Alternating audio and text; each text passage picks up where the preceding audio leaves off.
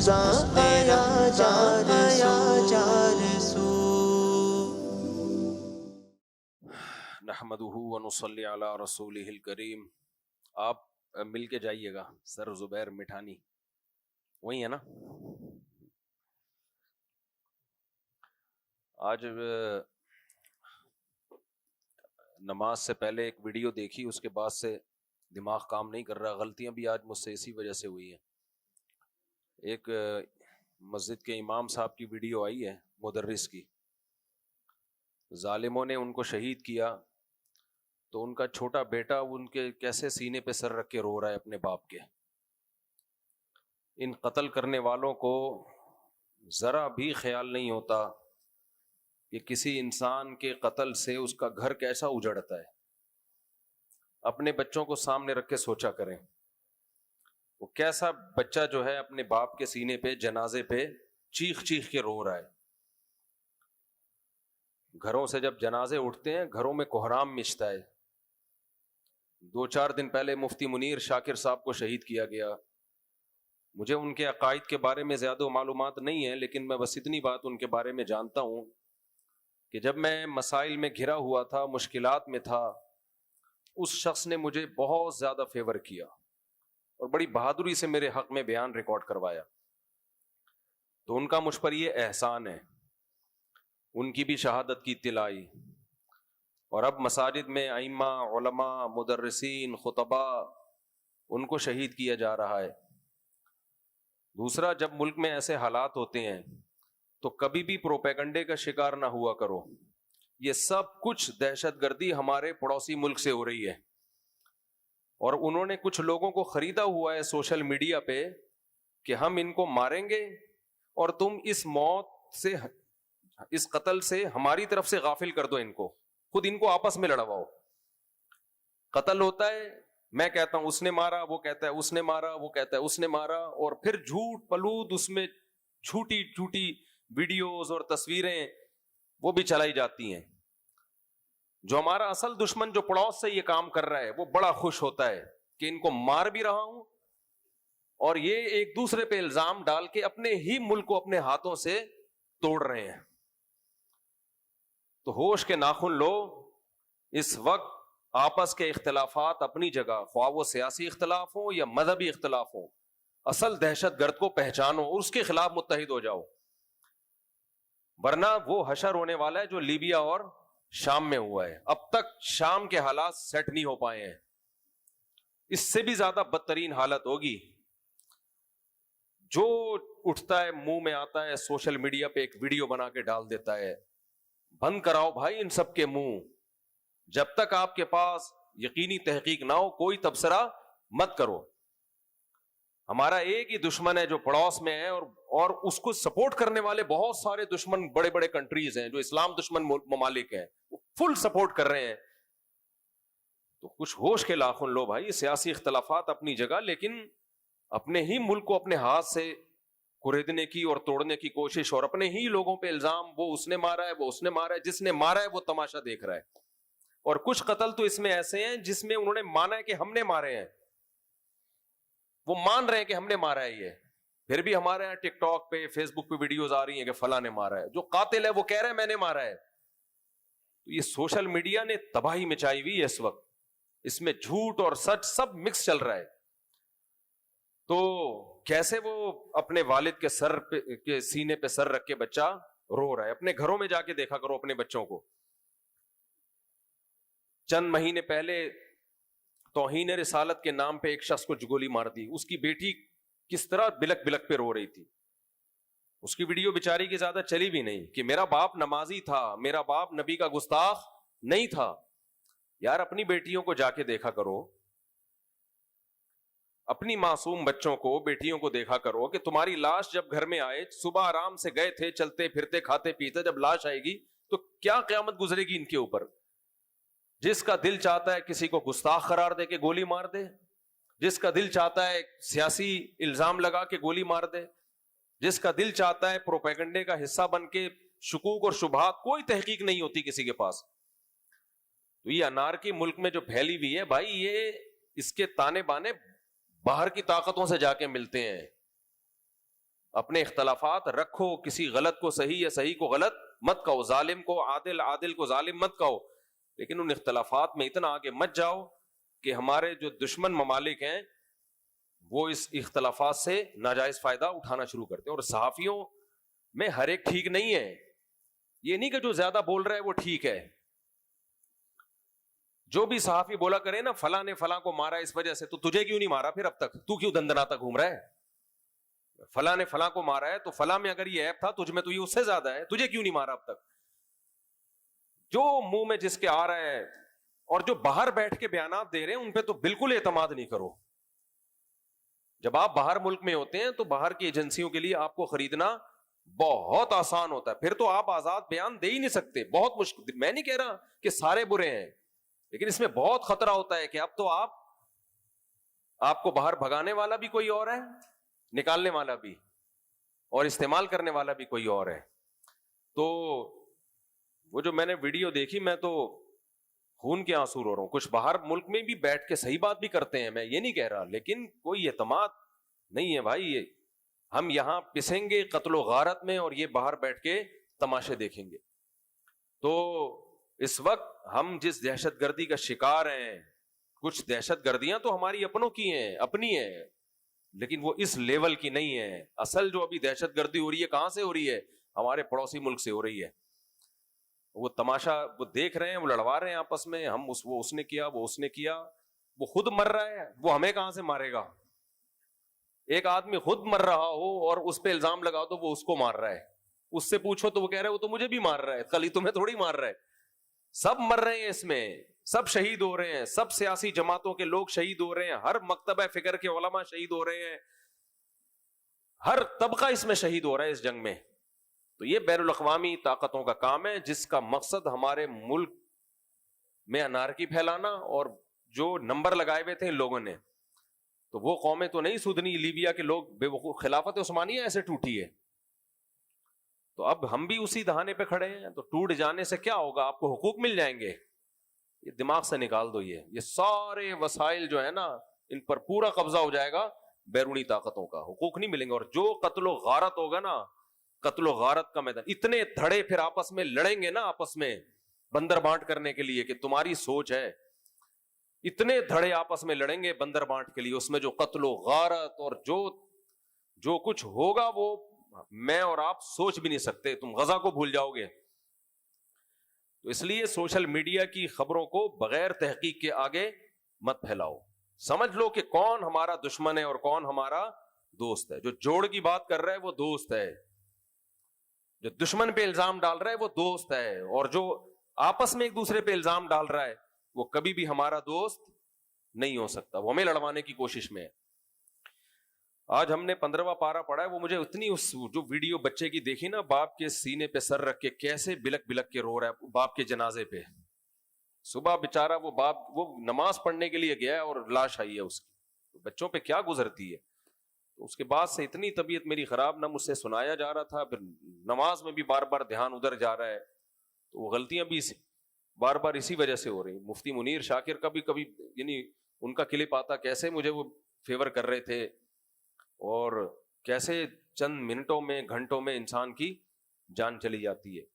یہ دہشت گرد ہیں، یہ انسانی خون ان کی نظر میں بہت سستا ہے. کوئی ایسا کام نہ کرو جس سے دہشت گردوں کو فیور ملے. آج ہم نے 19واں پارہ پڑھا ہے جس میں ہم نے سورہ فرقان ختم کی ہے اور سورہ نمل. سورہ فرقان میں اللہ تعالیٰ نے اپنے نیک بندوں کی صفات بیان کی ہیں.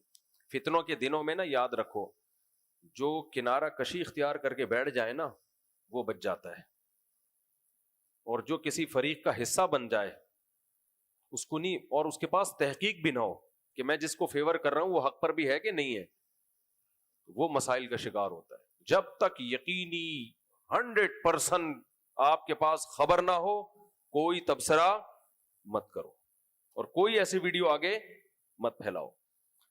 ہم جس چیز کو 100% صحیح سمجھ رہے ہوتے ہیں بعض دفعہ معاملہ بالکل اس کے الٹا نکل رہا ہوتا ہے. ہم جس کو ایجنٹ سمجھ رہے ہوتے ہیں وہ ملک کا وفادار ہوتا ہے، جس کو وفادار سمجھ رہے ہوتے ہیں وہ ایجنٹ ہوتا ہے. یہ سوشل میڈیا پہ اتنی اتنا زیادہ جھوٹ اور سچ ملا کے کہتے ہیں وہ جھوٹ بہت خطرناک ہوتا ہے جس میں کچھ سچ ملا دیے جائیں، کیونکہ دو چار چیزیں صحیح نکلتی ہیں تو لوگ کہتے ہیں جب یہ صحیح ہے تو باقی بھی صحیح ہوں گی. یہ جھوٹ بولنے کا بہت ہی خطرناک طریقہ ہوتا ہے کہ ایک دو سچ ہوں اور اس میں پھر آپ دیکھو. ایک آدمی کو آپ نے کہا یہ چور ہے، اس نے چوری کی تھی، ویڈیو دکھا دی چپل چوری کی ہے،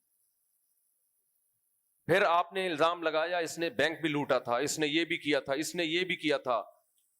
تو جب اس نے ایک ویڈیو دکھا دی نا چپل والی، تو اب آپ ساری باتوں کا یقین کر لو گے پھر بینک بھی اسی نے لوٹا ہوگا، حالانکہ اس لوٹنے میں اس کا کوئی دخل نہیں تھا. تو وہ ایک سچ میں جب آپ نے بہت سارے جھوٹ ملا دیے تو لوگ مان لیتے ہیں. تو یہ چل رہا ہے ابھی ملک میں، کچھ چیزیں صحیح ہوتی ہیں، کچھ اس میں پھر زمین آسمان کے قلابے ملا کے اس کو، اور جو بھی ملک بچانے کی بات کرتا ہے اس پہ فوراً الزام لگا دیتے ہیں، سرکاری ہیں، درباری ہیں، اور ڈالر کھو رہے ہیں، پیسے لے رہے ہیں. کیا کر رہے ہو بھائی تم؟ پیسے وہ لے رہے ہیں، امریکہ تھوڑی پاکستان کا دوست ہے کہ ڈالر دے گا تمہیں کہ پاکستان بچانے کی بات کرو. وہ پاگل ہے کیا؟ دماغ بالکل جو ہے نا، میری پوری سیٹنگ وہ ویڈیو دیکھ کے نا اس باپ کے جنازے کی، اور اللہ نہ کرے یہ حالات نہیں رکے نا، ہم اسی طرح بکواس کرتے رہے سوشل میڈیا کی باتوں میں آ کے، تو یہ بہت معاملہ آگے بڑھے گا. یہ بہت معاملہ بڑھے گا. دشمن کہہ رہا ہے ان کو مارو، چترول لگاؤ اور انہی پہ بلیاں ڈالتے رہو تاکہ یہ لڑ لڑ کے مارتے پیٹتے رہیں ایک دوسرے کو، برباد ہو جائیں یہ لوگ. ہر شخص بھونک رہا ہے بیٹھ کے، اس میں صحیح باتیں بھی ہیں، میں یہ نہیں کہہ رہا، لیکن صحیح غلط اتنا کچومڑ بنا دیا ہے کہ انسان کو بوکھلاہٹ کے سوا کچھ بھی حاصل نہیں ہوتا. یا تو غلط گائیڈ ہوتا ہے یا بوکھلا جاتا ہے. کوئی بھی دنیا میں کنٹری ایسے نہیں چلتا بھائی. سعودی عرب میں جاؤ، بول کو دے دیکھو، چمڑی ادھیڑ دیں گے تمہاری، بولیں گے آرام سے بیٹھ، ادھر جاب کرنے آیا ہے، کام کرنے آیا ہے، کھجورے کھا، پتلی گلی سے نکل. تو ہمارا باپ ہے جو ہمیں سمجھانے آیا ہے کہ کون صحیح ہے کون غلط ہے. امریکہ میں جا کے بات کرو آپ اس طریقے سے، ایجنسیاں اٹھا کے چمڑی ادھیڑ دیں گی. ہمارے سب کم حکومت کی ایسی کی تیسی ہوئی پڑی ہے، جس کا بس چلتا ہے جو منہ میں آتا ہے بولے چلے جا رہے ہیں. اور اتنے محاذوں پہ لڑائیاں ہو رہی ہیں کہ کس کس محاذ سے نمٹے. وہ ایک محاذ ختم نہیں ہوتا دوسرا محاذ شروع ہو جاتا ہے. تو اس میں ہم سب مل کے بھاگتے چور کی لنگوٹی والا کام کر رہے ہیں. سورہ شعراء میں اللہ تعالیٰ نے، سورہ فرقان میں اللہ تعالیٰ نے نیک لوگوں کی، اہل ایمان کی صفات بیان کی. آج تھوڑا مختصر بیان کروں گا میں، جلدی جلدی بس خلاصہ پیش کر دوں.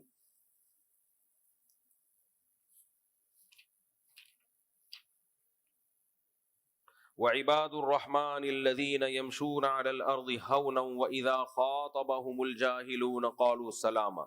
فرمائے رحمان کے بندے وہ ہیں کہ جو زمین پر عاجزی کے ساتھ چلتے ہیں. واذا خاطبهم الجاهلون قالوا سلاما، جاہلوں سے بحث میں الجھتے نہیں ہیں.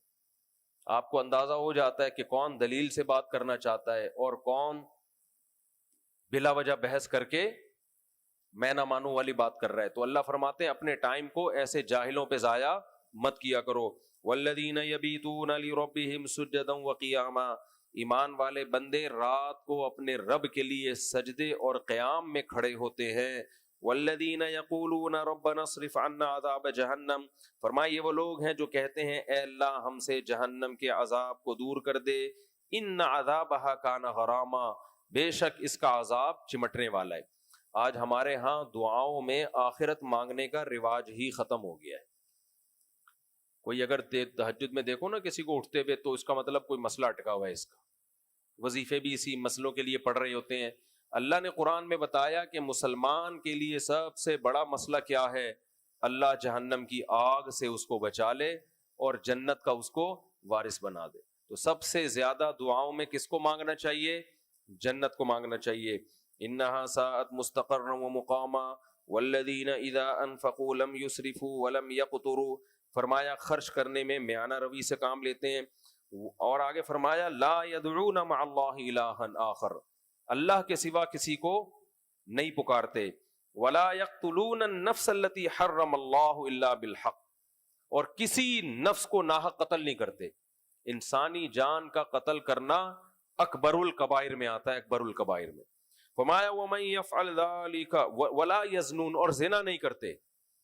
وَمَن يَفْعَلْ ذَلِكَ يَلْقَ أَثَامًا، جو یہ گناہ کا ارتکاب کرے گا وہ بہت بڑے گناہ کا مرتکب ہوگا. یضاعف لہ العذاب یوم القیامہ، فرمائے قیامت کے دن اس کو بہت سخت ترین عذاب دیا جائے گا. زنا پر، قتل نفس پر، شرک پر، یہ سارے چھوٹے گناہ نہیں ہیں. فرمایا الا من تاب وآمن وعمل عملا صالحا، فرمایا جو ایمان لاگے اور توبہ کر لے. اگر ماضی میں کسی سے گناہ ہوا ہے تو اللہ نے توبہ کا دروازہ کھولا ہوا ہے، اور پھر توبہ کی اللہ نے امید دلائی، توبہ پہ حوصلہ دلایا. فرمایا الذین یقولون ربنا هب لنا من ازواجنا وذریاتنا قرۃ اعین، فرمایا ہمارے نیک بندے دعا کرتے ہیں کہ اللہ ہمیں ہماری ازواج اور اولاد کی طرف سے آنکھوں کی ٹھنڈک عطا فرما. اس کی تفسیر کیا ملتی ہے اسلاف سے کہ اللہ ہماری بیویوں کو، بچوں کو نیک بنا دے تاکہ ان کی نیکیوں کو دیکھ کے ہماری آنکھیں ٹھنڈی ہوں. بچہ ویڈیو گیم کھیل رہا ہو، اسے دیکھ کے آنکھیں ٹھنڈی ہوتی ہیں؟ بولو. بچہ فلم دیکھ رہا ہو، کوئی نئی فلم آئی ہو اور آپ کی بیوی اسٹار پلس دیکھ رہی ہو، ابھی مجھے نہیں پتا اسٹار پلس آتا ہے کہ نہیں آتا، پہلے آتا تھا نا، سب اسٹار پلس ہی دیکھتے تھے. تھا وہ اسٹار نیگیٹو لیکن نام اس کا اسٹار پلس رکھا ہوا تھا. تو آنکھیں ٹھنڈی ہوتی ہیں جب گھر میں آئے تو دیکھا وائف بھی اسٹار پلس دیکھ رہی ہے اور بچے بھی، نیا ڈرامہ. لیکن حقیقت ہے جب آپ گھر میں آؤ، آپ کی بیگم اسکارف لے کے قرآن پڑھ رہی ہو، مصلی پہ بیٹھی ہوئی دعا مانگ رہی ہو، آپ کے بچے نماز پڑھ رہے ہوں، مجھے تو بہت مزہ آتا ہے خدا کی قسم. اس دن کیا ہوا، میرے تو بچے بھی واریوں سے چینج ہوتے ہیں نا، تو ایک گھر میں میری بچیاں زیادہ ہیں. تو اس دن میں کوئی اتنا نیک نہیں ہوں کہ ساری رات کو تہجد، ایسی آپ جیسے ہی ہیں. تو اس دن مجھے خیال آیا کہ چلو تھوڑا تہجد پڑھ لیتے ہیں. تو میں جب نماز میں کھڑا بھی رمضان میں ہی، تو میں جب نماز میں کھڑا ہوا تو بچیاں بھی آئیں، سب لائن سے اسکارف لے کے نا، سب نماز. پھر میں مصلی پہ دعا مانگ رہا ہوں، سب دعا. خدا کی قسم اتنا سکون ملتا ہے یہ منظر دیکھ کے، اتنا سکون ملتا ہے، ایسا لگتا ہے انسان کے بچے ہیں. ایسا لگتا ہے کہ انسان کے بچے ہیں. تو اپنے ماتحت لوگ کوئی نیکی کے کام میں ہو، تبلیغ میں نکالا کرو اپنے بچوں کو، اپنے گھر والوں کو. تبلیغ میں لوگ معمولات کے پابند ہو جاتے ہیں. تو آج کل تو سب جگہ بس ٹک ٹاک اور وہ خواتین کے میک اپ کے، آج کل خواتین زیادہ تر یہی دیکھ رہی ہوتی ہیں، میک اپ کے پتہ نہیں 50,000 طریقے انہوں نے ٹک ٹاک پہ دیکھ لیے ہیں، لیکن ابھی تک کوئی ان کو پسند بولو نہیں آئے. 50,000 سے بھی زیادہ دیکھ لیے ہوں گے. ٹھیک ہے ان کی نیچر ہے، اس کی مخالفت نہیں کر رہے، لیکن آنکھیں کس چیز سے ٹھنڈی ہوتی ہیں؟ ان کو اللہ کی اطاعت اور فرما برداری. بیٹی باپ کے سامنے، جوان بیٹی سر پہ چادر ہو تو اچھی لگتی ہے یا بغیر چادر کی اچھی لگتی ہے؟ سلیو لیس کپڑے پہن کے باپ کے سامنے آئے، سر پہ چادر نہ ہو، گلے کھلے ہوئے ہوں، باپ کو وہ بیٹی اچھی نہیں لگتی. جوان بیٹی ہو، پراپر ڈریس ہو، کتنی اچھی لگتی ہے. میں تبھی یہ سیکولر لبرل لوگوں پہ حیران ہوتا ہوں، یار جو تمہارے سامنے تمہاری بیوی کا لباس ہونا چاہیے وہی کس کا لباس ہے؟ بیٹی کا. بیٹی کے لیے تو بڑے مقدس اور پیارے جذبات ہوتے ہیں انسان کے دل میں. تو ان کو بیٹی کیسے، ان کا ریلیشن کیسے بنتا ہے؟ تو کیسا گھروں کا منحوس ماحول ہے ان لوگوں کا، اللہ بچائے. بچپن سے ہی بیٹیوں کو چڑیاں پہنائی ہوتی ہیں، وہ اسکرٹ پہنائے ہوتے ہیں، اور سلیو لیس کپڑے بچپن سے پہنائے ہوتے ہیں. وہ اسی لباس میں بڑی ہوتی ہیں، باپ کے سامنے بھی اسی لباس میں، بھائی کے سامنے بھی. کوئی تقدس رہا ہی نہیں ہے. تبھی پھر نفرتیں، محبتیں ہے ہی نہیں. تو بچیاں جب بڑی ہو جائیں نا، تھوڑا ان کو خیال کرنا چاہیے. باپ کے سامنے سر پہ چادر لیں، بھائی ہے اس کے سامنے. حلال حرام کا مسئلہ نہیں ہے یہ، حیا کا مسئلہ ہے، حیا کا تقاضا یہ ہے. تو پہلے ایسا ہی ہوا کرتا تھا. اذان کے وقت خواتین سر پہ چادر لے لیتی ہیں، اچھی بات ہے. بعض اسکالرز نے اس کی بھی نفی کر دی، کوئی دلیل نہیں ہو. بھائی ادب کی کوئی دلیل نہیں ہوتی، ادب بس شریعت نے حکم دیا ہے، تو اب کیسے ہوگا وہ عرف بتائے گا آپ کو. تو بچیوں کو پراپر ڈریس پہنایا کریں، اچھی لگتی ہیں بچیاں پورے کپڑوں میں.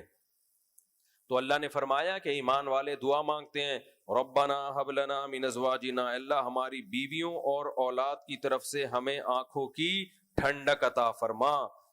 وَجَعَلْنَا لِلْمُتَّقِينَ إِمَامًا، ہمیں پرہیزگاروں کا امام بنا، نالائقوں کا امام نہ بنا. امام کا مطلب کیا ہے؟ مرد سربراہ ہوتا ہے نا گھر کا، بیوی بچوں کا سربراہ کون ہے؟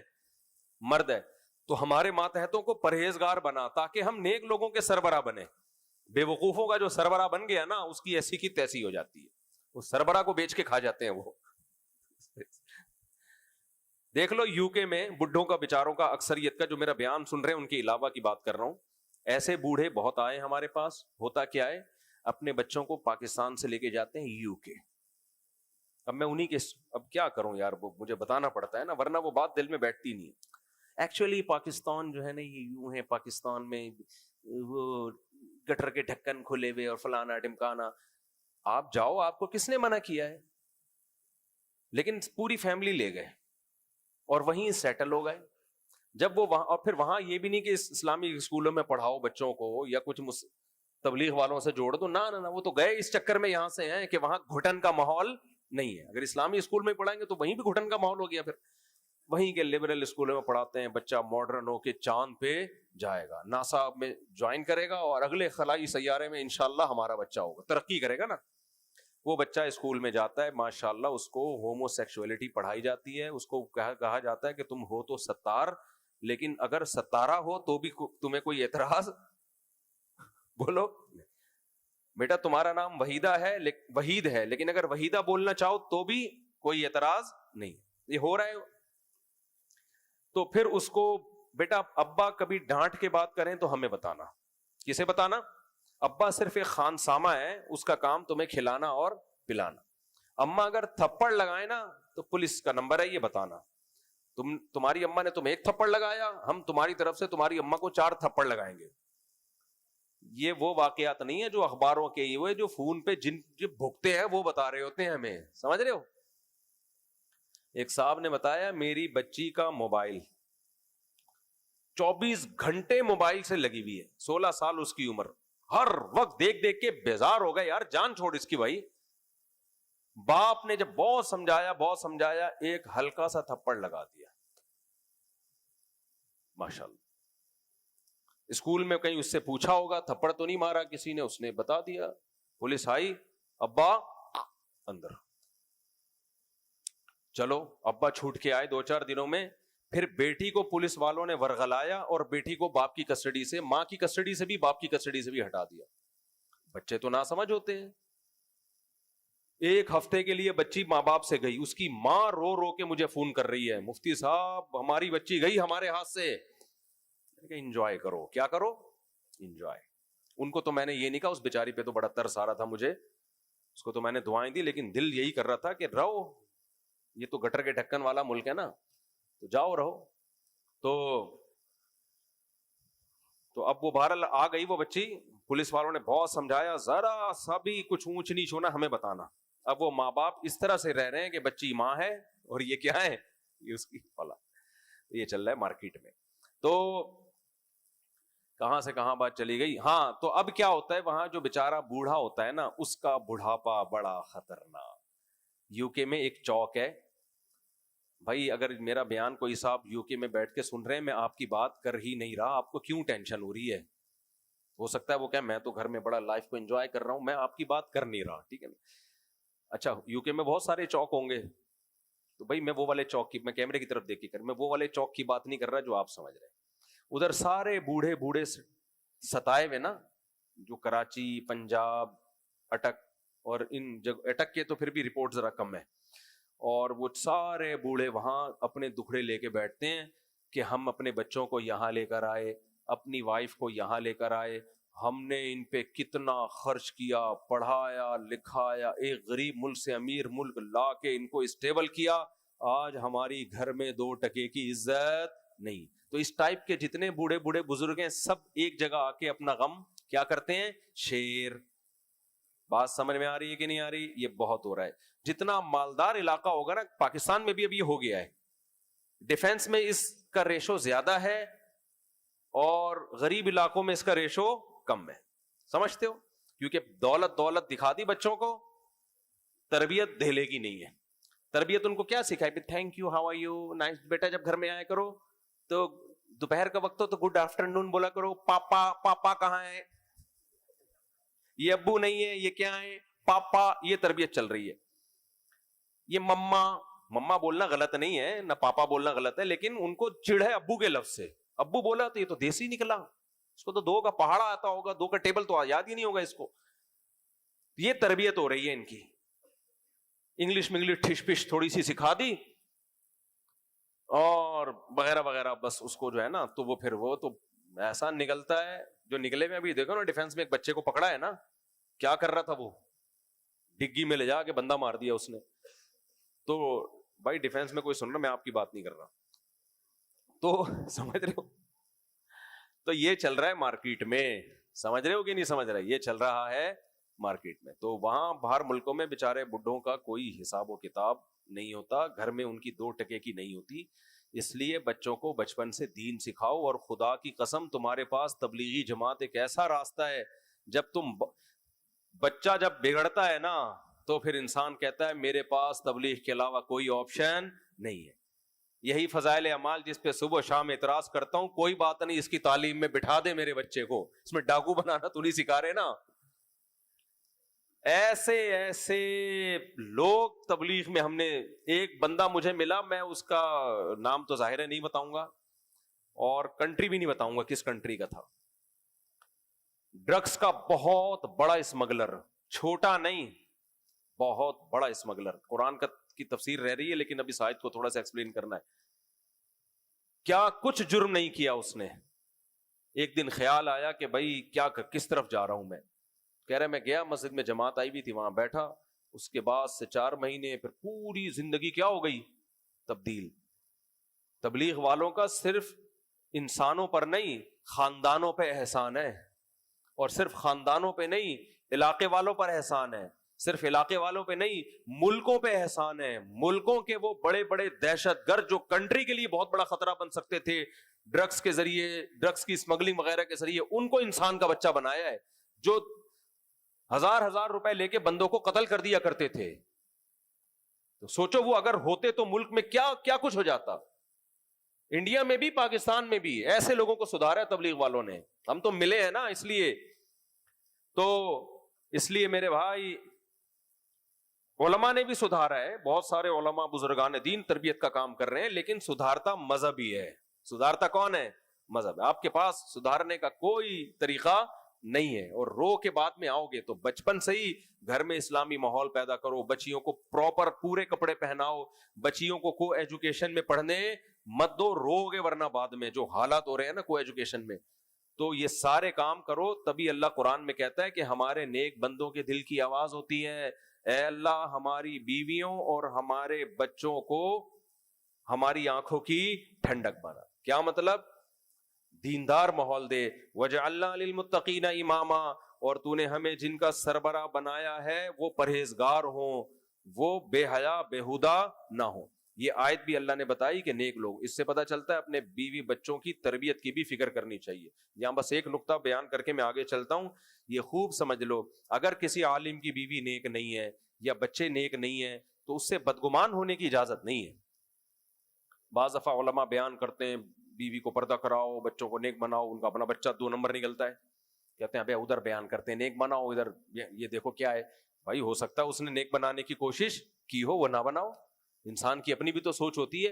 नूह अलैहिस्सलाम ने कम कोशिश की अपने बच्चे को नेक बनाने की, लेकिन क्या बना, वो काफिरों के साथ हलाक हुआ है। तो लूत अलैहिस्सलाम ने अपनी बीवी पे मेहनत नहीं की होगी। लूत अलैहिस्सलाम की बीवी मुखबिर थी, मुखबिर, जो बदफेली करने वाले लड़के हैं उनको पता बताती थी कि फलां जगह लड़के हैं। इतना बड़ा जुर्म कर रही थी वो, और बीवी किसकी थी? लूत अलैहिस्सलाम की, जो इस बुराई को मिटाने के लिए दुनिया में आए थे। तो इसलिए किसी आलिम, किसी बुजुर्ग के बच्चों को, बीवी को, बालिग बच्ची को देख के बदगुमान मत हो। हाँ, ये एक सवालिया निशान बहरल है कि भाई ये या तो अल्लाह की तरफ से आजमाइश है या आपकी तरबियत में कोई कमी है। बाज़ दफा आजमाइश हो जाती है, बाज़ दफा तरबियत में कमी होती है। तो घर में पर्दे का, बच्चों को नमाज का, इन सब चीजों का आदी बनाना चाहिए। आगे हम चलते हैं। آج ہم نے سورہ شعراء پڑھی ہے، اس میں حضرت سلیمان علیہ السلام کا بڑا دلچسپ واقعہ ہے. میں کئی بار بتا چکا ہوں لیکن مزہ آتا ہے یار اس واقعے میں، بڑا خاندانی واقعہ یہ. اللہ تعالیٰ فرماتے ہیں وَلَقَدْ آتَيْنَا دَاوُودَ وَسُلَيْمَانَ عِلْمًا، ہم نے داؤد اور سلیمان کو علم دیا. بنی اسرائیل کے دو جلیل القدر پیغمبر گزرے، داؤد علیہ السلام اور سلیمان علیہ السلام، اور ایسے ایسے معجزے دیے اللہ نے داؤد اور سلیمان علیہ السلام کو کہ انہوں نے کہا الحمدللہ الذی فضلنا علی کثیر من عبادہ المؤمنین، لوگوں اللہ کا ہم پر بہت بڑا فضل ہے، تمام تعریفیں اس اللہ کے لیے جس نے ہمیں بہت سارے لوگوں پر فضیلت دی. اور اللہ کہتے ہیں داؤد علیہ السلام کے وارث تھے سلیمان علیہ السلام. داؤد علیہ السلام کی بہت ساری شادیاں تھیں، معذرت چاہتا ہوں، تو آپ کی اولاد بھی بہت ساری تھی، اس پہ بھی میں دوبارہ آپ سے معذرت چاہتا ہوں. تو آپ کہیں گے ان کی شادیاں تھیں تو آپ کیوں معذرت کر رہے ہو؟ یہ میں بتا رہا ہوں مجبوراً، کہتے ہیں نا شادیوں کا ٹاپک لے آتا ہے. تو بہت سارے بیٹے تھے، ان میں اللہ نے سلیمان علیہ السلام کو آپ کا والی اور وارث بنایا. اس سے ایک بات یہ بھی پتہ چلتی ہے کہ یہ جو ہم علی الاطلاق کہتے ہیں نا مدرسے کا محتمم ہے، اس کا بیٹا کیوں محتمم بن گیا، مدرسے کا مدرس ہے اس کا بیٹا کیوں مدرس بن گیا، مسجد کا متولی ہے اس کے بعد اس کا بیٹا کیوں متولی بن گیا. تو اگر وہ بیٹا نااہل ہے پھر تو یہ ناجائز ہے، لیکن اگر اہل ہے تو اس کا بننا زیادہ بہتر ہے، کیونکہ اس پہ لوگوں کو اتفاق کی امید زیادہ ہوتی ہے. جیسے حضرت مفتی محمد شفیع صاحب رحمہ اللہ تعالی مفتی اعظم تھے پاکستان کے، ان کی انتقال کے بعد ان کے بڑے بیٹے حضرت مفتی رفیع عثمانی صاحب بنے دارالعلوم کے. وجہ کیا تھی؟ ان میں صلاحیت تھی، علم بھی کامل ماشاءاللہ، تقوی بھی، اور مینجمنٹ کے ماہر تھے. تو اب ایسے موقع پہ یہ اعتراض نہیں بنتا کہ اپنے زندگی میں اپنے بیٹے کو کیوں بنا دیا. اگر بیٹا باصلاحیت ہے تو بہت اچھا کیا اس کو بنا دیا. تو دیکھو دارالعلوم کورنگی نے کیسی پھر ترقی کی ہے. گڑبڑ وہاں ہوتی ہے جب بیٹا کو 2 ٹکے کا کچھ بھی نہیں آتا. ایسے بھی ہیں بعض محتمم جن کے بچے ہر امتحان میں الحمدللہ فیل ہوتے ہیں، اور اگر پاس ہوتے بھی ہیں تو ڈالڈا ملا کے. ڈالڈا سمجھتے ہو؟ ہم جب کرکٹ کھیلتے تھے نا تو کمنٹری پہلے سادہ اسٹائل، وہ جو اسکورنگ جو ہے نا وہ لکھتے تھے سادہ اسٹائل میں، وہ تو اصطلاحات بھی بھول گیا میں. تو اب کیا ہوتا تھا، جیسے ہماری ٹیم کھیل رہی ہے، ہم کاپی لے کے بیٹھے ہوئے ہیں نا، یا وہ ملیا ہوا ہے کوئی بندہ، تو وہ 2 رن بنائے لکھ 3 دیے نا، اس نے 4 رن بنائے لکھ دیے 5. تو اس وقت یہ ٹرم یوز ہوتی تھی ابے تو ڈالڈا ملا رہا ہے بیٹا یہاں بیٹھ کے، کیونکہ دیسی گھی کا زیادہ رواج تھا نا. زیادہ رواج کا مطلب اچھا سمجھتے تھے. تو ڈالڈے والڈے یہ کمپنیاں آنا شروع ہوئیں، بہت رواج ہو گیا ان کمپنی کا. تو گاؤں کے لوگ، ہمارا تو گاؤں نہیں تھا، ہم تو شروع سے شہر میں ہی رہے ہیں، لیکن گاؤں سے یہ ٹرم آئی کہ بھائی یہ دیسی گھی میں کیا ملا رہا ہے؟ ڈالڈا ملا. تو وہ جملہ مجھے ہمیشہ یاد آتا ہے جب بھی کوئی ایسی دھاندلی کر رہا ہوں، تو کیا کر رہا ہے تو؟ اس میں ڈالڈا ملا رہا ہے. تو ڈالڈا مت ملایا کرو. کیا کہاں سے بات تھی یار یہ؟ ہاں، تو بچے کو نا محتمم پاس کر رہا ہوتا ہے کیا ملا کے؟ ڈالڈا ملا کے. اس کے میں صلاحیت نہیں ہوتی.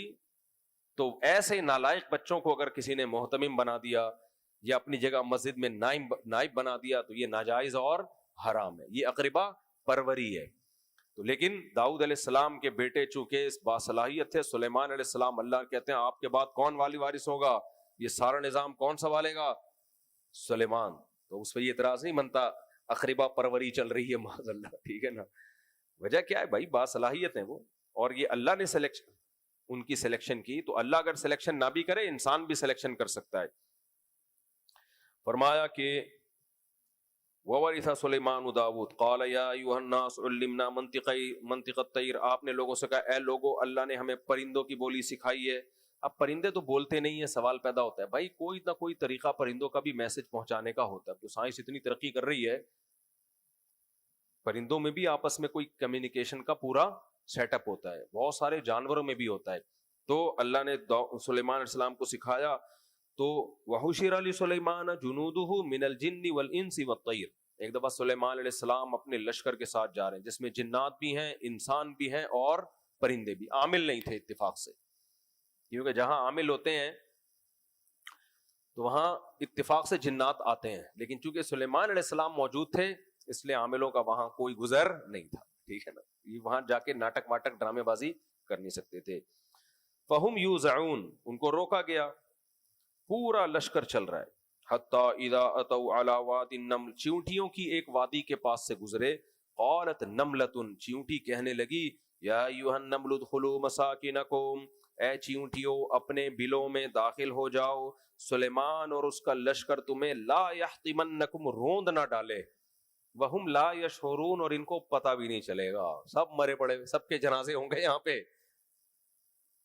آج سائنس نے یہ بات ثابت کی ہے، بہت سارے جانوروں کو نا جو آفت آ رہی ہوتی ہے کوئی بڑی، اس کا پہلے سے علم ہو جاتا ہے. سلیمان علیہ السلام کا تو لشکر کوئی زلزلے سے کم تھوڑی تھا، وہ بہت بڑا لشکر تھا. تو سلیمان علیہ السلام نے جب چیونٹی کی بات سنی نا، فتبسم ضاحکا، کھلکھلا کے ہنس پڑے اور اللہ کا شکر ادا کیا. ربی اوزعنی، اے اللہ مجھے توفیق دے کہ میں تیرا شکر ادا کروں.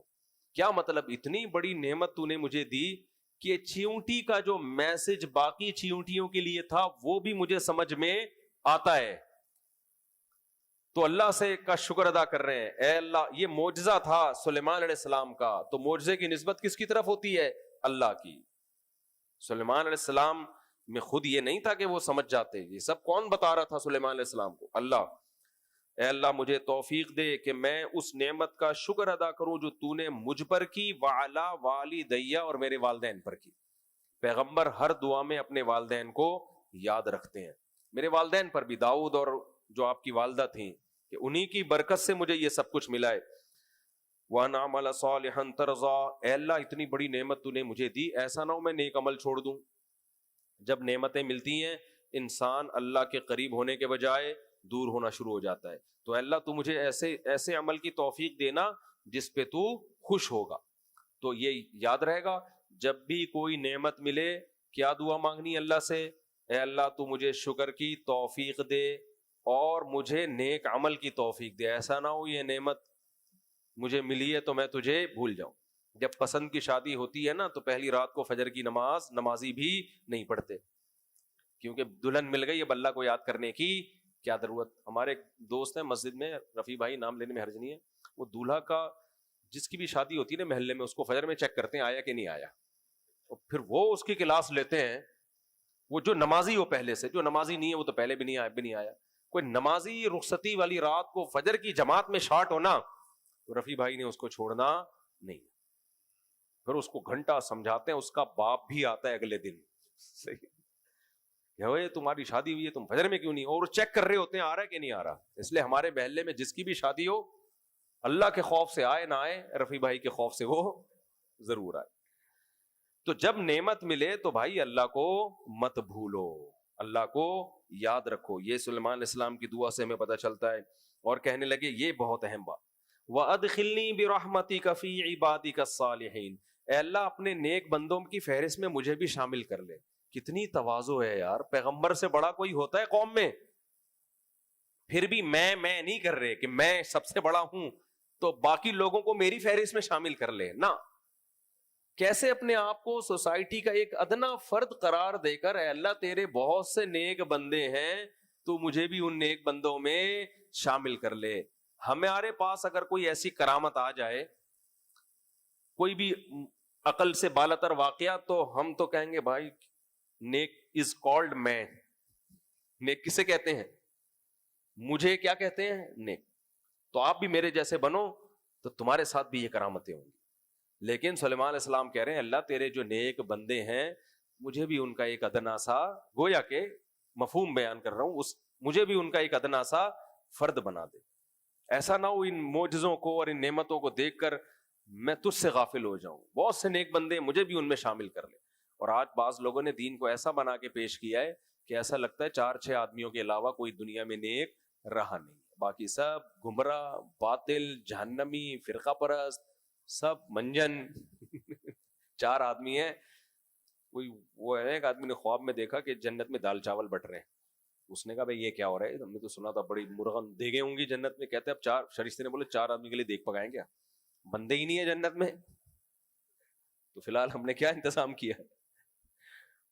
تو ایسا نہیں ہوگا میرے بھائی، جنت میں بہت سارے لوگ جائیں گے. اچھا بھائی، تو وَتَفَقَّدَ الطَّيْرُ، قرآن کہتا ہے کہ سلیمان علیہ السلام نے ایک پرندے کو گم پایا. ام کان من الغائبین، کہتے ہیں مجھے کیا ہو گیا کہ مجھے ہدہد نظر نہیں آ رہا. یہ رپورٹ کون پیش کر رہا ہے؟ سلیمان علیہ السلام. ام کان من الغائبین، مجھے نظر نہیں آ رہا، یہ وہ مارکیٹ سے ہی شارٹ ہے. بعض دفعہ ہوتا ہے بیٹھا ہوا ہے کہیں کسی کے پیچھے بیٹھا ہوا ہوگا، کسی کی جیب میں ہوگا، کہیں کرسی کے نیچے بیٹھا ہوا ہے، یہ بھی ہو سکتا ہے. تو مجھے نظر نہیں آ رہا یا وہ ہے ہی نہیں. اگر مجھے نظر نہیں آ رہا تو کوئی پرابلم نہیں ہے، میں ذرا چیک کروا لیتا ہوں کہاں ہے. لیکن اگر وہ شارٹ ہے نا دربار سے غائب ہے تو لَأُعَذِّبَنَّهُ عَذَابًا شَدِيدًا، میں پھر نہیں چھوڑوں گا اس کو، سخت عذاب دوں گا. او لَأَذْبَحَنَّهُ، ہو سکتا ہے ذبح ہی کر ڈالوں. اس سے پتہ چلتا ہے بھائی مملکت چلانا آسان کام نہیں ہوتا، کیونکہ سلیمان علیہ السلام بڑے مجاہد تھے، کنٹری ان کے پاس تھا، اور ہدہد کا کام خفیہ ایجنسی کا تھا. ہر وقت سلیمان علیہ السلام کو رپورٹ چاہیے ہوتی تھی کہ فلاں ملک کے بارے میں تجھے جو رپورٹ لینے کے لیے بھیجا تھا آیا کہ نہیں آیا. پتہ چلا وہ چھٹی پہ گیا، آج اس کی نانی کا انتقال ہو گیا. ابے تیری نانی کا انتقال ہو گیا تو چھٹی پر ہے، بتا کے جاتا تاکہ کوئی آلٹرنیٹ ہم دیکھتے. کیونکہ ایک سیکنڈ بھی تاخیر جو ہے نا بعض دفعہ صدیوں کا نقصان کرتی ہے. جنگ میں ایک سیکنڈ کا توقف، کوئی آپ کے لیے مقابلے میں آیا ہوا ہے اور آپ کے پاس پسٹل ہے، آپ نے کہا یہ والی چھوڑو دوسری پسٹل اٹھا کے ماروں گا، تو مار لو گے؟ بس گئے. سیکنڈوں کی خطا سے صدیاں برباد ہو جاتی ہیں. اس لیے سلیمان علیہ السلام نے اپنے اس عمل میں بتا دیا بھائی جو میدان جنگ میں لڑنے والے لوگ ہیں یا حکومت چلانے والے لوگ ہیں ان کو بہت زیادہ بیدار ہونے کی ضرورت ہے. کچھ غلطیاں قابل معافی نہیں ہوتی. اس میں ہمیں بھی سبق ملتا ہے کہ ہم جو مکھنچوؤں کی طرح زندگی گزارتے ہیں نا، کسی کے ذمے کوئی کام لگا تو کرتا ہی نہیں ہے. ابھی کیا واقعہ ہوا ہے یار ہمارے دوست کے ساتھ، ان کی بیوی آگ میں جل کے شہید ہو گئی بیچاری. گیس کا پائپ لائن کہیں سے لیک تھا، ہلکی ہلکی اسمیل آ رہی تھی، انہوں نے اس کو زیادہ اہمیت نہیں دی، بھائی پتہ نہیں کہاں ہے، ایسے ہی سو گئے. بھائی جب تک آپ سو کیسے گئے؟ جب تک یقینی طور پر آپ کو پتہ نہ چلے یہاں ہے، اس کو بلا کے بند کرو، اس کے تمام راستے بند کرو اس کے، آپ سو کیسے گئے؟ سو گئے. وہ بیوی بیچاری صبح اٹھی ہے، کچن میں اس نے جیسے خواتین کرتی ہیں ایک دم آگ بھڑکی ہے، چیخو پکار سے یہ لوگ اٹھے اور اس کو ہاسپٹل لے کر گئے. 2-4 دن زندہ رہی، اس کے بعد انتقال ہو گیا. تو 15-20 سال پہلے بھی میرے ہی ایک دوست کے ساتھ یہ واقعہ ہوا تھا. وہ بیچارہ روتا ہوا آیا ہمارے پاس کہ یہ خواتین کے ساتھ یہ واقعات ہوتے ہیں کچن میں، یہ کامن ہے. یہ واقعات کچن میں کہیں چولہا جلا، بٹن آن کر کے بھول گئی. اب جب گیس کی لوڈ شیڈنگ ہوتی ہے تو یہ ہو رہا ہوتا ہے. چولہا جلایا خاتون نے، گیس آ نہیں رہی تو بعض دفعہ غفلت میں ایسے ہی چھوڑ دیا. اب وہ گیس آنا شروع ہو جاتی ہے تو گیس نکل رہی ہے، ناک بند ہے، اسمیل کا نہیں پتا چل رہا. وہ جلایا اور آگ لگ. ہمارے ایک دوست وہ بھی جلے اس طرح سے آگ میں، میرا شاگرد تھا. کیا ہوا ہے، ٹینکی میں گیا ہے صفائی کے لیے. بھائی ٹینکی کا ڈھکن جب بند ہوتا ہے تو آپ نیچے جاؤ، اس میں گیس ہوتی ہے بعض دفعہ. وہ گیا اندر، آگ لگائی ہے روشنی کے لیے، پورا جل گیا. اتنا مضبوط لڑکا تھا ماشاءاللہ، تو بچ گیا، وہ جان بچ گئی. وہ اسی آگ میں باہر نکلا ہے وہ، اور جا کے اپنے اوپر خود بالٹیاں ڈالی ہیں اس نے، پوری اسکن جل گئی. میں اس کی عیادت کے لیے گیا تھا. ایک واقعہ ہم نے اپنے خاندان میں اپنی آنکھوں سے دیکھا ہے کہ یہ کوائل جلاتی ہے نا خواتین، یہ بہت خطرناک چیز ہے. یہ کوائل نہیں ہوتی مچھر والی، یہ تو میں نے اپنی آنکھوں سے دیکھا. ہمارے ایک ریلیٹو تھے، میں چھٹیاں تھی ہماری، میں دوسرے کمرے میں سو رہا ہوں. اچھا ان کے گھر کے جو سربراہ تھے وہ بار بار کہتے بھی تھے بھائی یہ کوائل جو ہے یہ دور رکھا کرو، چادر سے، بستر سے، پردوں سے بہت دور. ایسا نہ ہو کوئی رضائی اس کو جا کے لگے، لحاف لگے، آگ پکڑ لے. لیکن گھر میں لوگ سیریس نہیں، بھائی رکھا ہوا تو ہے، دور رکھا ہوا ہے نا، اور کیا کریں. یہی ہوا کہ رات کو سردیاں تھی، سوتے ہوئے میں کسی بچے کا لحاف جو ہے نا، جیسے بچہ یوں اٹھا کے پھینکتا ہے کچھ، وہ لحاف جا کے گرا ہے اس کوائل پہ. اس میں لگی آگ اور چند سیکنڈ کے اندر پورا کمرہ آگ سے بھرا ہوا. وقت پہ شکر ہے وہ چیخو پکار سے، یعنی جب گرمی لگی نا جو سو رہے تھے وہاں وہ بھاگے. میں تو 7 والے کمرے میں تھا، میں بھی بغیر، ہم نے وہ پائپ چلا کے وہ اس آگ پہ قابو پا لیا، لیکن پورا کمرہ جو تھا وہ چند سیکنڈ تاخیر ہوتی ہے سب نے جل جانا تھا اندر. تو یہ واقعات ہم نے اپنی آنکھوں سے اتنے سارے دیکھ لیے ہیں کہ اس سے نبی صلی اللہ علیہ وسلم نے فرمایا رات کو چراغ ہمیشہ گل کرو، فَإِنَّ الْفُوَيْسِقَةَ تَضْرِمُ النَّارَ عَلَى الدَّارِ عَلَى أَهْلِهَا، کہ رات کو چراغ میں کیا ہوتا ہے، چوہا یہ بعض دفعہ چراغ کو گرا دیتا ہے، موم بتی کو گرا دیتا ہے. کوئی یہ حشرات الارض سے تھوڑی ہم بچ سکتے ہیں، یہ گرا دیتے ہیں، کسی چیز پہ گرا اس میں آگ لگ گئی. تو کوئی نہیں ہے، بس پاگلوں اور بے وقوفوں کی طرح زندگیاں گزر رہی ہے. خواتین بائک میں پیچھے بیٹھتی ہیں، دوپٹے لٹک رہے ہوتے ہیں، پیچھے برقعے لٹک رہے ہوتے ہیں، بھائی یہ چین میں آ جائے گا، پھنس جائے گا، اور کچھ نہیں ہوتا. ابھی ہمارے ایک ریلیٹو کا حادثہ ہوا ہائی وے پہ، ٹانگ ٹوٹ گئی، اللہ ان کی کو صحت دے. کل کا واقعہ یہ، کیسے ٹانگ ٹوٹی تھی ہائی وے پہ، کل حیدرآباد سے آتے ہوئے. میرے پاس میں کہیں بیان کے لیے گیا ہوں، فون آ رہے ہیں ایمرجنسی، ہمارے اپنے قریبی ریلیٹو ہیں. کیا ہوا جی، وہ ڈرائیور کے ساتھ کی سیٹ پہ بیٹھے ہوئے تھے، سو گئے تھے. تو میں نے کہا ڈرائیور تو نہیں سویا نا؟ کہہ رہے نہیں وہ سو گئے تھے. جب ایکسیڈنٹ ہوا ہے تو سیٹ بیلٹ نہیں پہنی ہوئی تھی، جنہوں نے سیٹ بیلٹ پہنی ہوئی وہ بچ گئے، انہوں نے سیٹ بیلٹ نہیں پہنی ہوئی تھی. تم ہائی وے پہ سفر کر رہے ہو اور سیٹ بیلٹ نہ پہنی ہو آپ نے، اتنی سی غفلت ہے. اور اس کا کفارہ کیا ہوا؟ ٹانگ گئی، ٹوٹ گئی ٹانگ. تو جب ہائی وے پہ سفر کر رہے ہو پھر تو پہنو یار، کچھ بھی ہو سکتا ہے. لیکن ہر آدمی نے فرض کیا ہوا ہے کہ میرے ساتھ کچھ بھی بولو نہیں ہو سکتا. سیٹ بیلٹ میں بہت دفعہ بچت ہو جاتی ہے. ہمارے ایک دوست 150 کی سپیڈ پہ جا رہے تھے، سیٹ بیلٹ تھی ان پہ بھی اور ساتھ والے پہ بھی، آنکھ لگ گئی ان کی ہائی وے پہ. گاڑی نے 3-4 قلا بازیاں کھائی ہیں، گاڑی کی تو ایسی کی تیسی ہو گئی، خود فٹ فاٹ. جو گاڑی دکھائی نا، میں نے کہا بچ کیسے گئے؟ کہہ رہے یہاں سیٹ بیلٹ پہنی ہوئی تھی. یہ جو گورنمنٹ بار بار کہہ رہی ہوتی ہے سیٹ بیلٹ، بیوقوف نہیں ہے پوری دنیا جو آپ کو بول رہی ہوتی ہے سیٹ بیلٹ. ہم سمجھ رہے تو پتہ نہیں ان کو کیا سیٹ بیلٹ کے پیسے ہم سے لے رہے ہیں، کیا ان کو فائدہ ہو رہا ہے، یا امریکہ کی سازش ہے. تو یہ غفلتیں ہمارے یہاں ہول سیل کے حساب سے ہیں. تو یہ میں اس لیے لمبی بات اس لیے کر رہا ہوں کہ سلیمان علیہ السلام نے کہا بھائی یہ جو ہدہد نے جو غیر حاضری کی ہے، مجھے رپورٹ چاہیے تھی اور رپورٹ کے لیے اس وقت ہدہد مارکیٹ میں موجود نہیں. اس کا نتیجہ کیا نکلے گا؟ ہم اس کم وقت کا انتظار کریں گے، وہ گھنٹے بعد آئے گا، پھر رپورٹ پیش کرے گا، اور پتہ نہیں دنیا کا نقشہ ہی نہ تبدیل ہو چکا اس وقت تک. لہذا سلیمان علیہ السلام اللہ کے پیغمبر رحم دل ہوتے ہیں، کہنے لگے نہیں چھوڑوں گا، یا تو ایسی سزا ملے گی یا ذبح کر دوں گا. اب ذبح کر کے کس کو کھلائیں گے؟ بہرحال او لیاتینی بسلطان مبین، یا یہ کہ غیر حاضری کا کوئی بہت معقول عذر لے کر آئے. نانی کا انتقال نہیں چلے گا. ایک بچہ اسکول میں گیا نا، ایک نانی اسکول میں گئی کہ میرا نواسا آیا ہوا ہے، آج دیر ہو گئی. تو اسکول والوں نے کہا وہ آپ کے انتقال کی چھٹی لے کے گیا ہوا ہے. تو یہ پرانا عذر ہے، نانی کا انتقال، دادی کی طبیعت خراب. تو سلیمان علیہ السلام نے کہا بھائی او لیاتینی بسلطان مبین، واضح دلیل لے کر آئے. فمکث غیر بعید، ابھی تھوڑا ہی ٹائم گزرا تھا، فوراً ہدہد حاضر ہوا.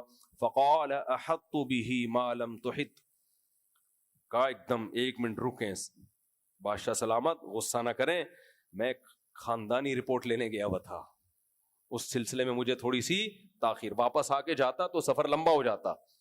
میں گھومتا، وہ تو ٹریولنگ کرتا تھا نا، پرندے تو کہاں کہاں جاتے ہیں، میں گھومتا پھرتا جا رہا تھا. انی وجدت امرأۃ، میں نے ایک عورت دیکھی، تملکہم، ایک ایسی قوم دیکھی، ایک ایسا کنٹری دیکھا جس کی سربراہ ایک عورت ہے. ایک تو یہ اچھمبے کی بات، اس زمانے میں تصور نہیں تھا کہ کسی ملک کی سربراہ کون ہو، عورت سربراہ ہے. اور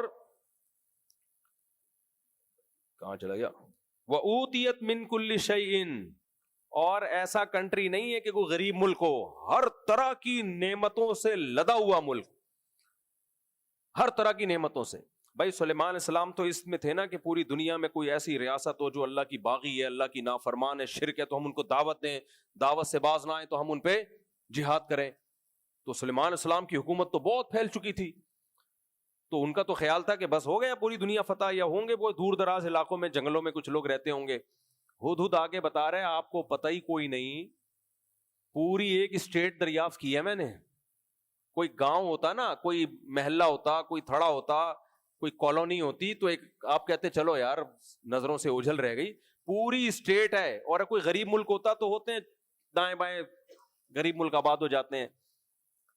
جب ریاستیں فتح ہوتی ہیں کچھ لوگ بھاگ جاتے ہیں, 2-4 کنٹری چھوٹے موٹے کنٹریوں کے ساشے بنا لیتے ہیں.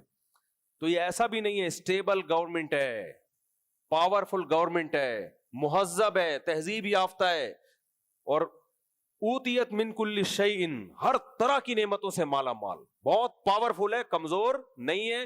وَلَهَا عَرْشٌ عَظِيمٌ, اور بادشاہ سلامت آپ کا جو تخت ہے نا, آپ کہتے ہیں بڑا ہیرے جواہرات جڑے ہوئے, اس کا بھی تخت معمولی نہیں.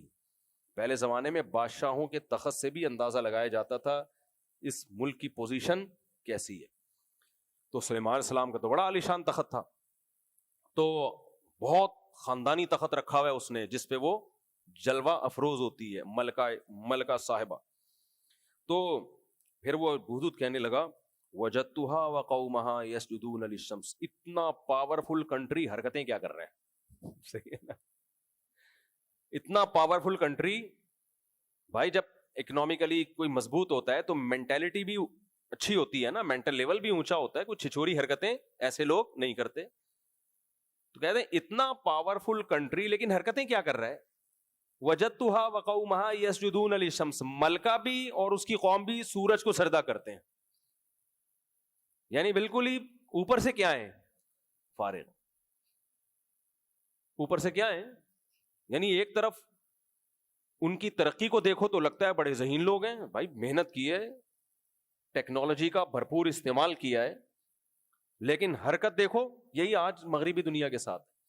ایک طرف دیکھو چاند پہ جا رہے ہیں, ساری دنیا کو تہذیب سکھا رہے ہیں, دوسری طرف دیکھو ہومو سیکسولیٹی کو لیگل کر رہے ہیں, ابا کو مارکیٹ سے ہی شارٹ کر دیا, زنا شراب یہ سب لیگل. تو یہی ہوتا ہے کافر کہ اس کے پاس ہدایت نہیں ہوتی. تو کہنے لگے وَزَيَّنَ لَهُ, ہاں يَسْجُدُونَ لِلشَّمْسِ مِن دُونِ اللَّهِ, جس خدا نے بنایا ہے اس کو چھوڑ کر سورج کی پرستش کر رہے ہیں. وَزَيَّنَ لَهُمُ الشَّيْطَانُ أَعْمَالَهُمْ, شیطان نے اس برے عمل کو ان کے سامنے مزین کر دیا اور ان کو سیدھے راستے سے ہٹا دیا. فَهُمْ لَا يَهْتَدُونَ, اب وہ سیدھے راستے پہ نہیں ہے. یہ رپورٹ کون پیش کر رہا ہے, ہدہد. پھر کہنے لگا اللہ يَسْجُدُوا لِلَّهِ الَّذِي يُخْرِجُ الْخَبْءَ فِي السَّمَاوَاتِ وَالْأَرْضِ وَيَعْلَمُ مَا تُخْفُونَ وَمَا تُعْلِنُونَ, اس اللہ کو سجدہ کیوں نہیں کر رہے جو کائنات میں ایسے ایسے تصرفات کر رہا ہے. یعنی دیکھیں ہدہد کو بھی اشکال ہو رہا ہے کہ توحید ایک دفعہ سمجھ میں آ جائے نا, پھر انسان کو اللہ کے سوا سجدہ کرنے والے سمجھ میں آتے ہی نہیں. تو جانور کہہ رہے ہیں عجیب باولے ہوئے ہیں, ٹھیک ہے نا, جو اصل خدا جس نے بنایا ہے, جو کائنات میں تصرفات کرتا ہے, اس کو چھوڑا ہوا ہے.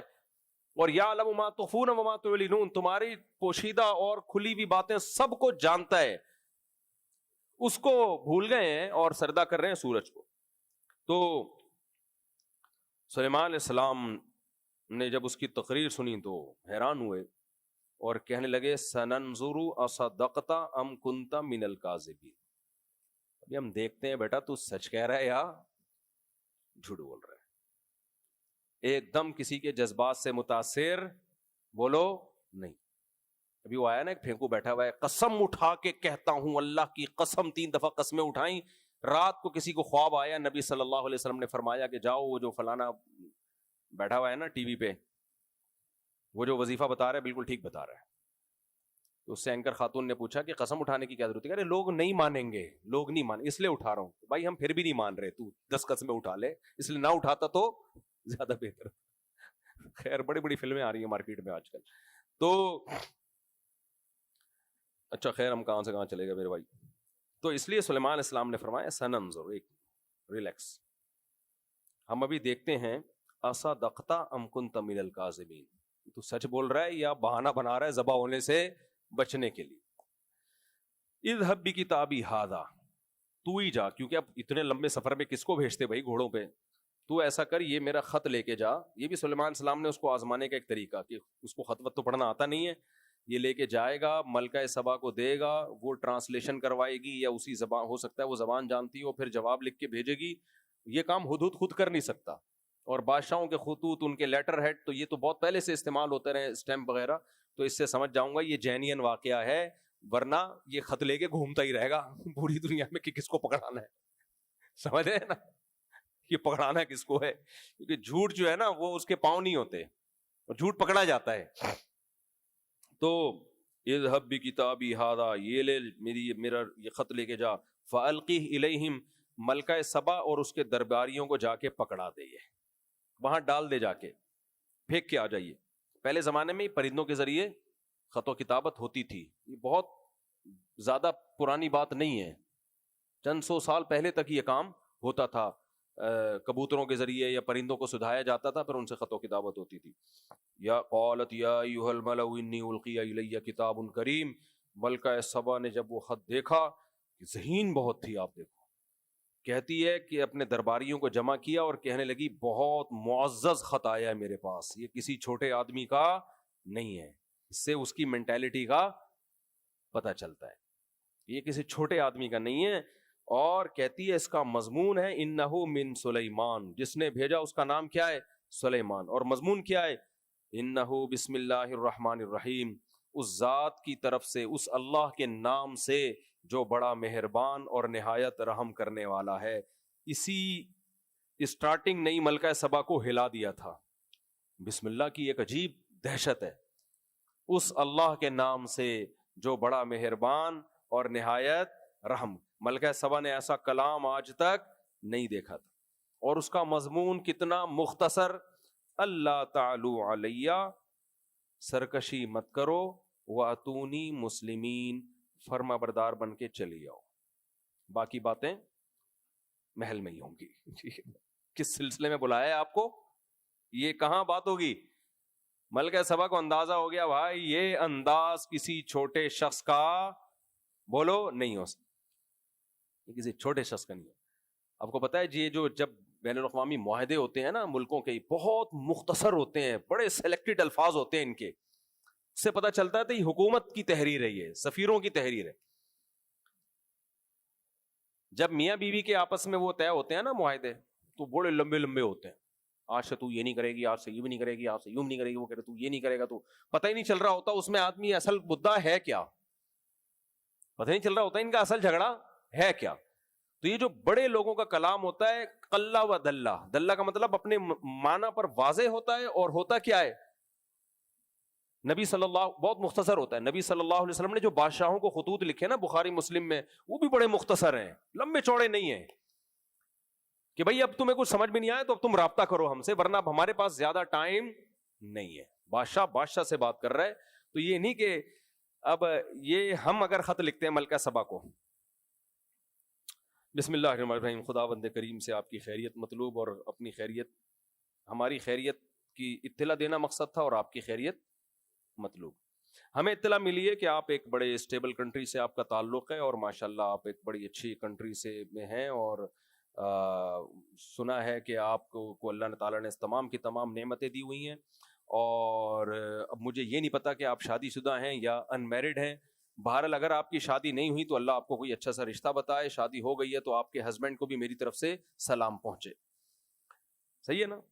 اور اگر آپ کے اولاد ہیں تو وہ شہزادوں اور شہزادیوں کو بھی میری طرف سے سلام، اور کچھ میں نے گفٹ بھی آپ کی خدمت اقدس میں بھیجے تھے. اصل مدعا وہ نیچے کہیں جا کے لکھا ہوا ہوگا، پورا ایران توران ہونے کے بعد آخر میں کہ ہم چاہتے ہیں کہ آپ بھی وہ کیا ہلکا بگوش ہے، کیا ہے وہ، ہلکا بگوش اسلام ہو جائیں آپ. اور اس سلسلے میں خواتین کی ایک جماعت بھیج رہا ہوں آپ کے پاس، جو پہلے آپ کو 1 گھنٹہ سمجھائے گی، صحیح ہے نا. اور ہدیے بھی میں ان کے ساتھ مزید بھیج رہا ہوں. مزید کچھ آپ نے اسلام کے بارے میں معلومات لینی ہو تو آن جناب حاضر ہیں. سمجھ میں آ رہی ہے بات؟ یہ 18-20 صفحوں کا پورا لیٹر ہوتا. ملکہ سبا سمجھ جاتی کہ بھائی یہ کوئی نئی جماعت آئی ہوئی ہے، اس سے گھبرانے کی بالکل ضرورت نہیں ہے. بھائی بادشاہ سے جب بات کرتا ہے تو کیا انداز تھا سلیمان علیہ السلام کا. بسم اللہ الرحمن الرحیم میں بتا دیا کہ ہم ایک خدا کے ماننے والے ہیں، ہم سورج کے پجاری نہیں ہیں. دوسری بات یہ، اللہ تعالی، اپنا وہ پیغام تو دے دیا، اللہ تعالی علیہ واتونی مسلمین، سرکشی مت کرو، بندی بن کے، مسلم کا معنی فرما بردار، جس کو پنجابی کہتا ہے بندہ بن، بندہ، تو بندی بن کے چلی آؤ. اس کے تو لرز گئی، بھائی یہ کیا ہے، کوئی دوسری بات ہی نہیں ہے.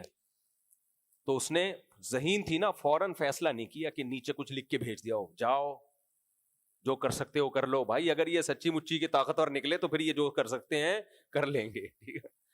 تو بہت ذہین عورت تھی, اس نے کیا کیا, اس نے کہا کہ یا ایھا الملأ افتونی فی امری. پہلی بات اس خط کی تعریف کی, یہ کسی چھوٹے آدمی کا کلام نہیں لگتا.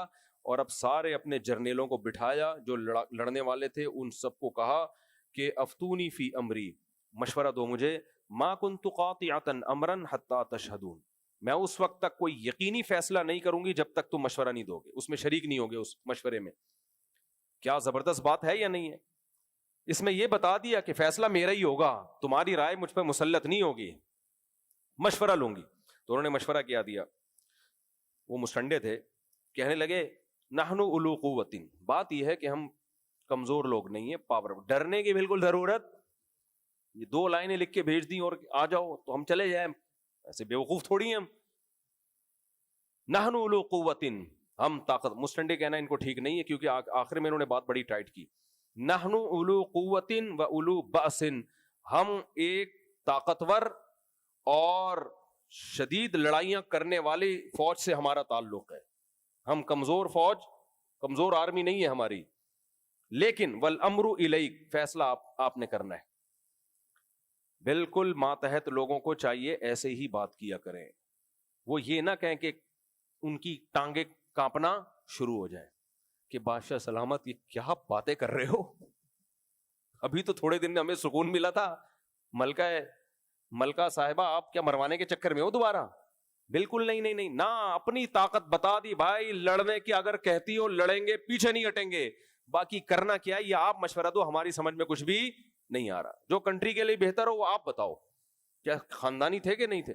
تو وہ جواب میں کہنے لگی ان الملوک اذا دخلوا قریۃ, دیکھو اس کا بھی امکان ہے کہ یہ واقعی طاقتور ہوں اور حق پر ہوں, اس کا بھی امکان ہے کہ طاقتور نہ ہو, نشہ ہو ان کو, یا طاقتور تو ہوں لیکن ان کو دولت کے نشے نے ایسا کر دیا ہو, ہمارے وسائل کھانے کے چکر میں ہو.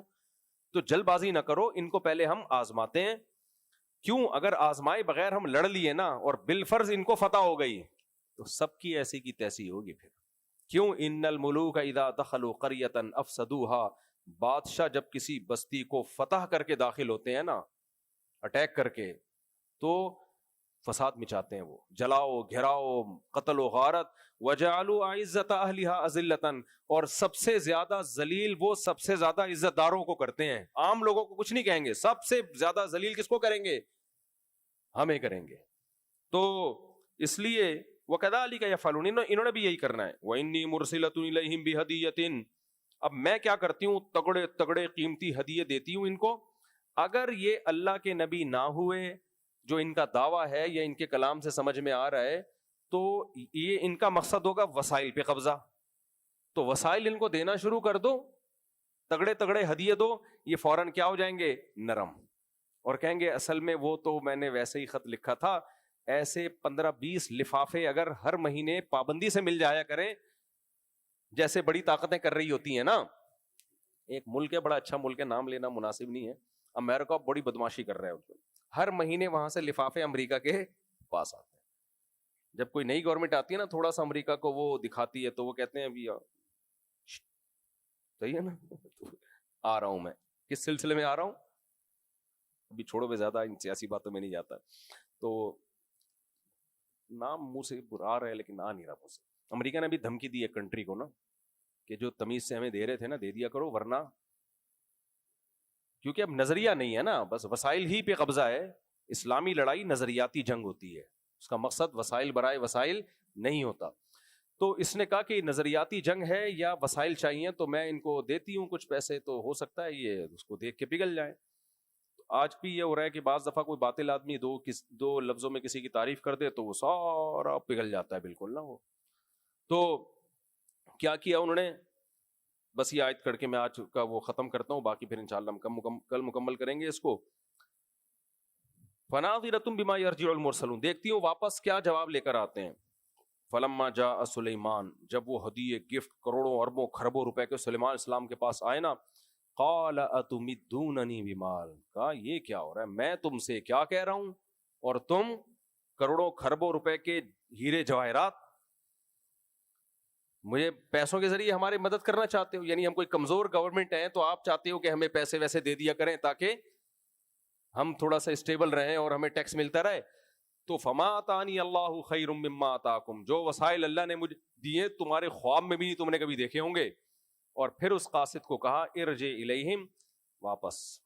چائے وائے پلائی ہوگی ابے نندن کی طرح، وہ تو بیچارہ ابے نندن کی طرح نہیں آیا تھا، اس کو سلیمان علیہ السلام نے جو بھی اس زمانے میں پلانا تھا پلا کے کہا ارجع الیہم، واپس.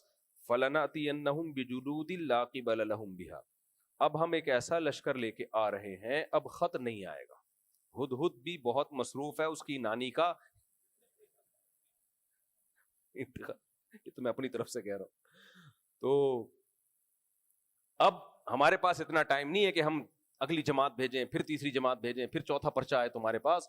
ہم ایک لشکر لے کے آ رہے ہیں، لا قبل لہم بہا، تم اس کے سامنے ٹھہرنے کا تصور بھی نہیں، کیونکہ اس میں جنات بھی ہوں گے. ٹھیک ہے نا، جنات بھی ہوں گے، انسان بھی ہوں گے، جنات طاقتور فوج ہوگی. تو لا قبل لہم بہا وَلَنُخْرِجَنَّهُمْ مِنْهَا أَذِلَّةً، اور تمہیں رسوا کر کے تمہارے ملک سے نکال دیں گے. وَهُمْ صَاغِرُونَ، تم رسوا ہو چکے ہوگے. تو یہ دھمکی گئی ہے ملکہ سبا کے پاس. اس نے کہا بھائی پہلے تفتیش احوال جا کے کرو، اپنی آنکھوں سے دیکھو، قاصد بھیجو کہ ہم مذاکرات کے سلسلے میں حاضر ہونا چاہتے ہیں. ٹھیک ہے نا، سامنے بیٹھ کے فیس ٹو فیس بات ہوگی. تو عقل مند تھی نا. تو پھر وہ کیا ہوا آگے انشاءاللہ یہ ہم کل سے شروع کرتے ہیں، آج وقت بہت زیادہ ہو گیا. یہ واقعہ کئی بار میں سنا چکا ہوں لیکن اس میں اسباق بہت زیادہ ہیں، اسباق بہت زیادہ ہیں. اللہ تعالیٰ سمجھنے کی عمل کی توفیق عطا فرمائے. جلدی جلدی پرچیاں دے دو بھائی. وعلیکم السلام. نکاح کر لیا ہے تو اسی عورت کے بارے میں اللہ اور اس کے رسول کیا بول رہا ہے بھائی؟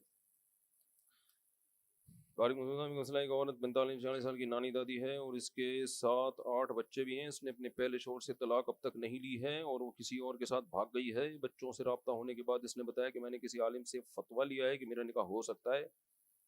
وہ جس شخص کے ساتھ بھاگی ہے اس نے سے نکاح بھی کر لیا ہے. بھائی جب تک پہلے شوہر سے طلاق نہ ہو جائے نکاح نہیں ہوگا دوسرے شوہر سے. وہ کلعدم ہے، زنا ہے وہ. عمیر افضل گجرانوالہ سے، موبائل فون اور کیمرے میں تصویر کا کیا حکم ہے؟ اس پہ تو کئی بار بیان ہو چکا ہے یار، میرے اس میں ریکارڈنگ پڑی ہوئی ہے.